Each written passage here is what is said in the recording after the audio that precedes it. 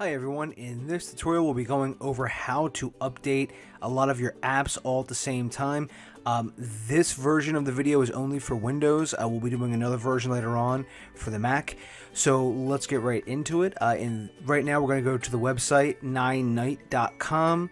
It's just ninite.com. And if we scroll down here, we can actually see we have a lot of options to pick from.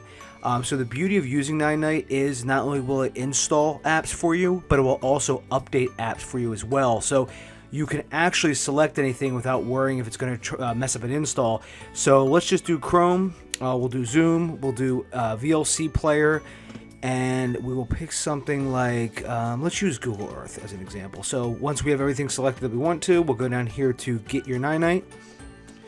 It will download. We'll click on that and it'll prompt us if we want to run that. We'll say yes. And this is what I was referring to.